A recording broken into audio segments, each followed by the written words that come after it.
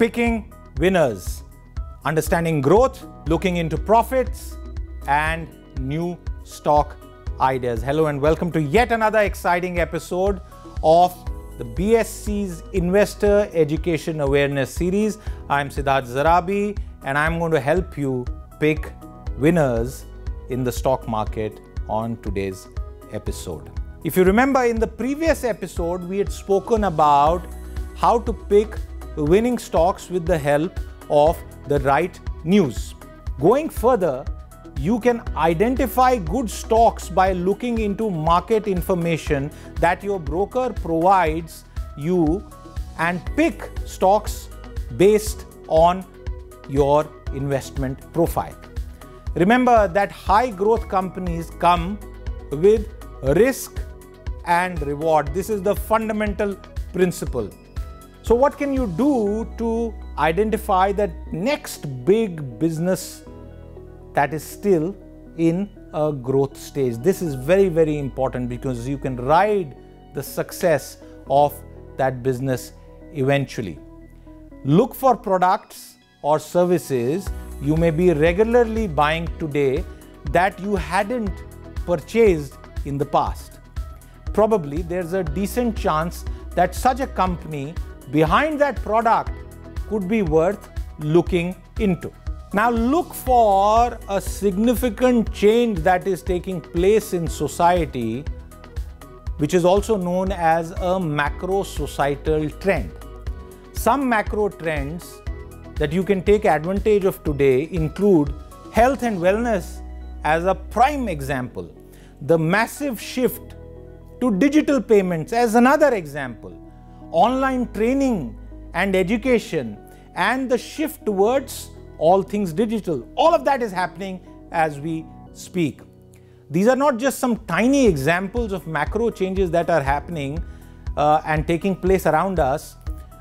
In fact, one thing is sure, that the world tomorrow is going to be mostly dependent on digital. That's a fact of life. And therefore, you may want to keep a keen eye on artificial intelligence as an example, machine learning, and similar emerging sectors. And here's what you need to keep in mind to help you identify the right stocks basis all that analysis that we spoke about. Number 1 point, market capitalization. The second point, consistent profitability over the years. The third point, consistent sales growth over the years. Projected profit growth. Specific sectors such as technology, healthcare, services, and finance. And finally, and this is very significant and important, the balance sheet. Don't forget that. We hope we helped simplify what you need to look into when picking the right winning stock. And once again, I leave you with a dynamic piece of advice from a massively successful financial expert and a wealth builder. Take a look. So again, this is what I do. And this is what I have seen a lot of very seasoned and sophisticated investors do. So when you are identifying a particular company, you have to look at what the size of the external opportunity is. So if the size of the business is very, very large, then the possibility that a company will succeed is very, very high. Let me say that if I'm looking at a company which is operating in a financial services industry, which has a 40% weightage on the market cap, and it's a very, very large industry, the possibility that I will succeed if I'm able to identify a good company is much higher than if I'm investing in soya industry, for instance. Then it's a different thing when soya stock is doing very well.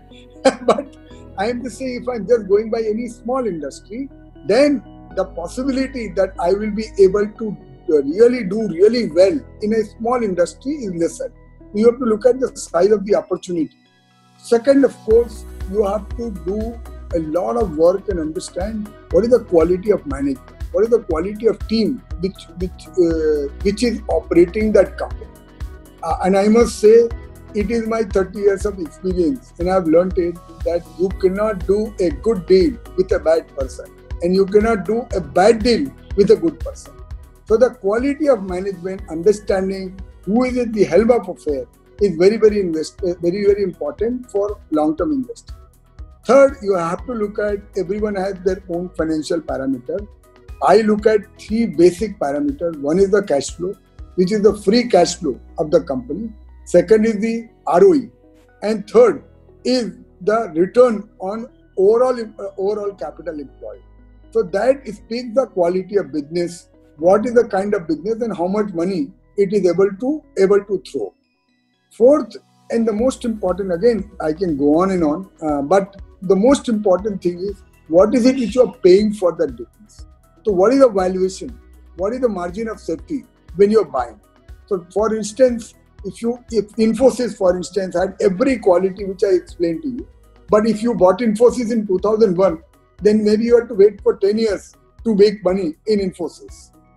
And vice versa, if you bought a good pharma company in March of this year, 23rd March, where the market kind of bottomed, it gave you 50% return in matter of 2 months. So what price you actually buy and what is the margin of safety when you buy, that is most important.